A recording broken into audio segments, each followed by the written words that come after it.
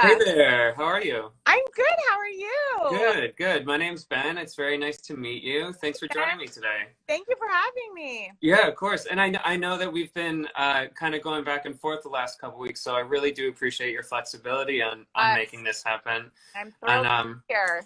yeah, and it worked out because now we have the premiere of The Shrink Next Door, and we can dive into that. Just for starters, you have such a fun cast here with Paul Rudd, Will Ferrell, Kathryn Hahn, Michael Showalter behind the scenes. I imagine these are folks, whether you've worked with them before or just know them through your years in similar circles, that you have known for a while. So how did you come into the fold to join them, and what was that experience like just to kind of get to work?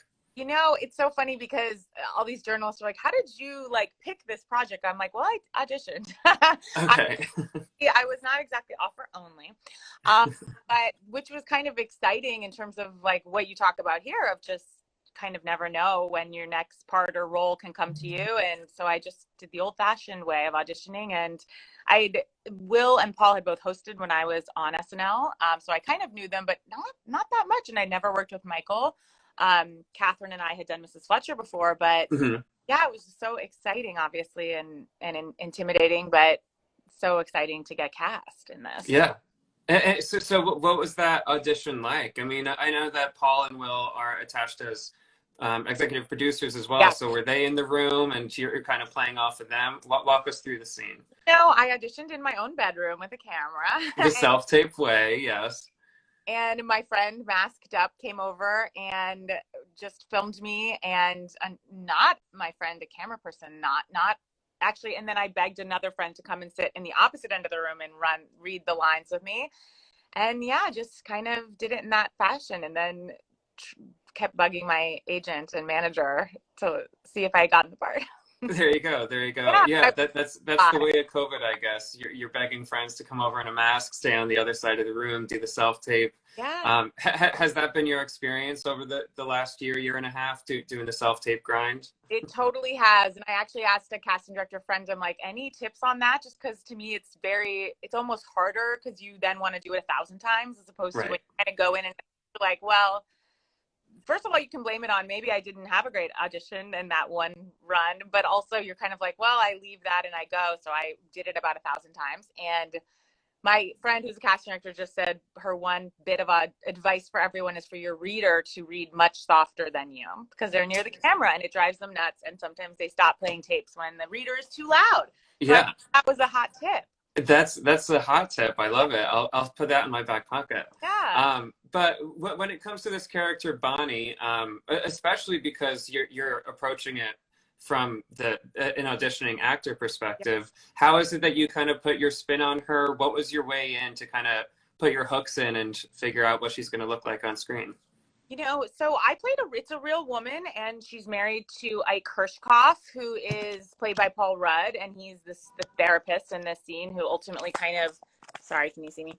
Yeah, oh, good. I saw a comment from my friend Adam Pally and it threw me, so I'm plugging in. Sorry, guys, I'm plugging in because I'm afraid my phone's going to die. Hi. Love it. I blame Adam for that. Yes, you know, I'm playing a real person, and so I was a little intimidated by that. We didn't know that much info about her. I was able to watch a few home videos, but ultimately Georgia Pritchett, who's the #2 on Succession and Veep, she wrote the whole series with her writer's room. And we kind of tried to make it ambiguous whether or not my character knew that her husband is kind of taking advantage of his client. But at the same time, it's a wildly true story based on a podcast. We did move into the Hamptons home of my husband's patient, which can't be good. It doesn't seem exactly like what a therapist should do. Right. So just kind of, kind of towing the line. And then I also worked with an acting coach, Nancy Banks, and just to try to get some help, and then a dialect coach, and try to do my real serious acting. So got to do the homework for sure.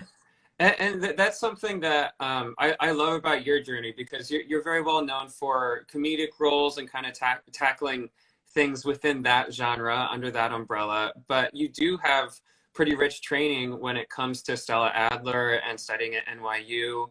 Yeah. Do you find that you're kind of using that foundational training even when it comes to something that's supposed to make us laugh? Is it more the dramatic foundation of it?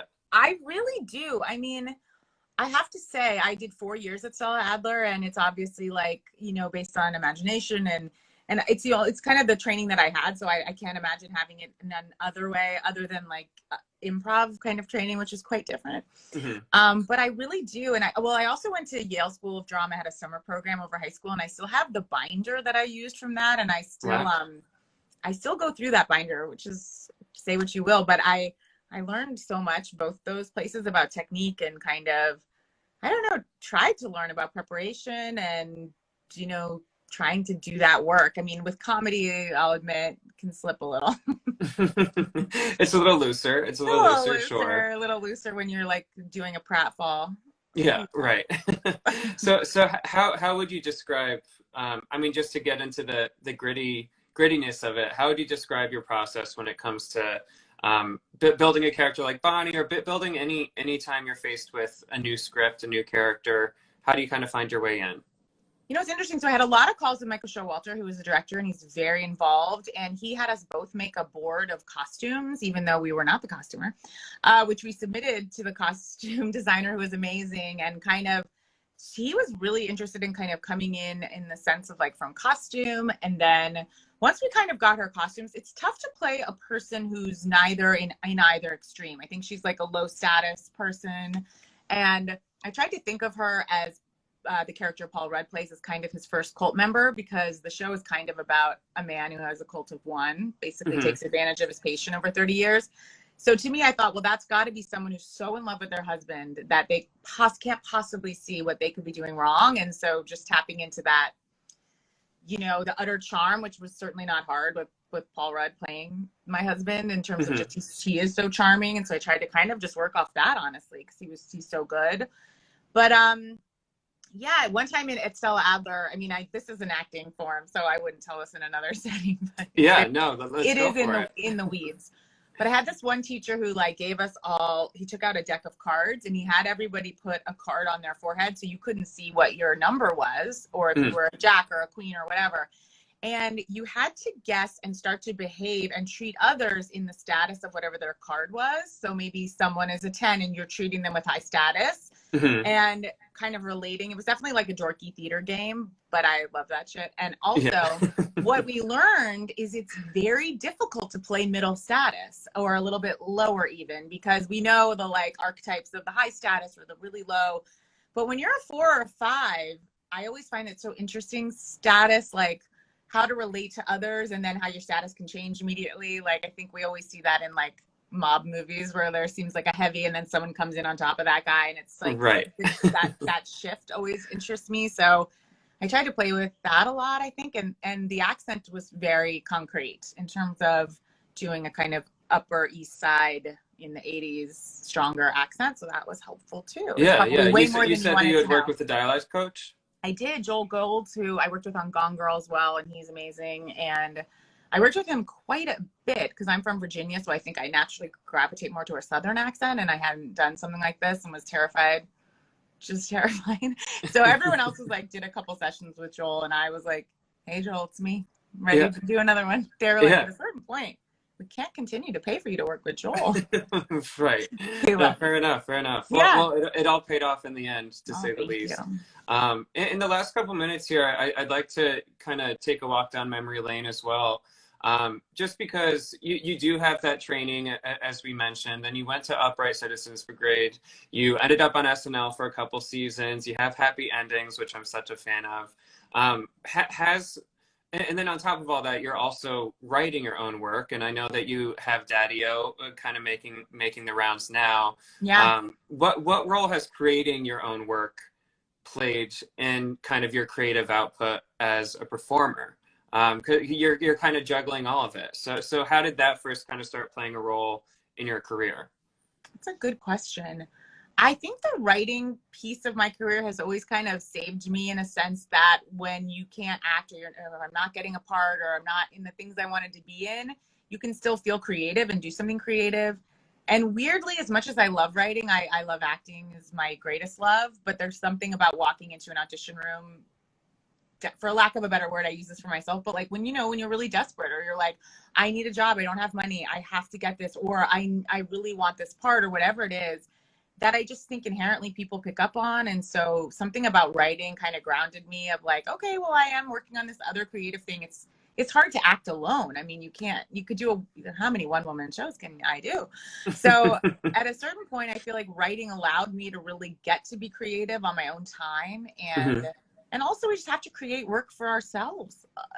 A lot of times, you know, it's like, well, to sit around and just be like, I'm never cast the way I want to be cast. And it's kind of like, well, then maybe I will try to write some things for people to either see me in a different light or even as a means to get noticed. Or I think it's a very powerful skill to have. And I think anyone can do it and try it. Well, that was my next question then. Great lead in. Just in terms of when you were first getting your start as a writer, what was the advice that you would have appreciated back in the day? What's the advice that you would share with someone who might not be getting the roles they're getting and they wanna start writing their own?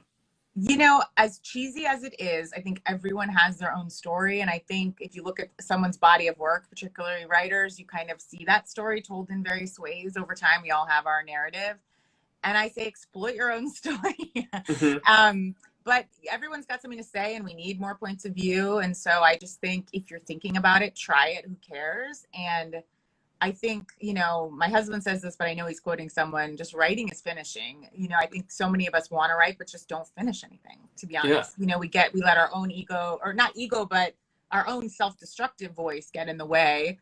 And I think a lot of times successful writers are just able to sit down and grind it out and finish. And that might be just what's standing between you and a job in a way.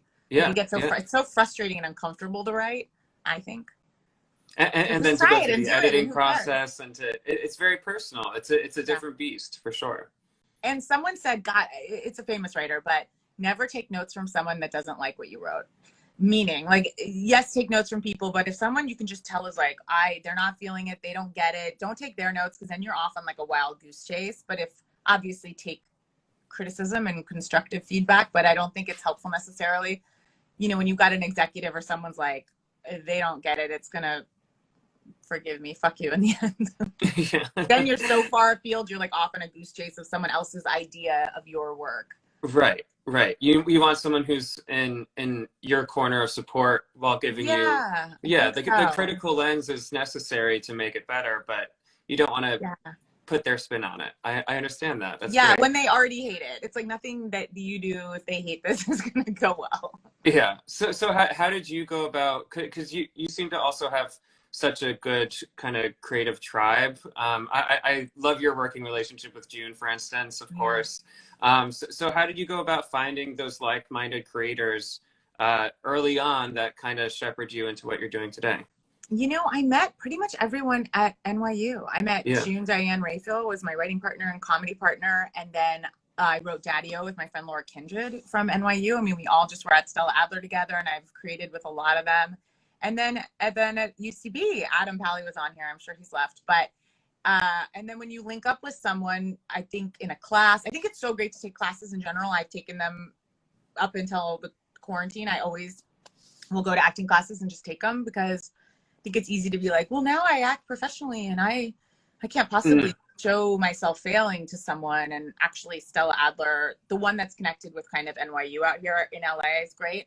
But I think then you kind of hone things. And then if you meet someone in a class that's like, they want to work as much as you do and they have the same sensibility, like link up with them, do something, because those are the people that, you know, or can hire you or you can create with kind of for the rest of your career. That's what I feel like. And it's hard to find people that are creatively in sync. So I think if you do, you find like a comedic or a dramatic creative soulmate, it's so valuable.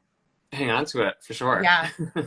Well, I can't wait to see what you do next, and congrats again on the Shrink Next Door. This has been great just to get to know you a little bit. So thanks for joining us today, and thanks everyone for tuning in. Thank you, and best of luck. Best of luck to everyone out there in their creative endeavors. It's so just feel good that you're trying. That's what I always think. We have to give ourselves more credit and be kinder to ourselves about this process. It's very difficult. Yeah, exactly. Awesome. Well, have a great rest of your day. And you too. Thanks again. All right, bye-bye.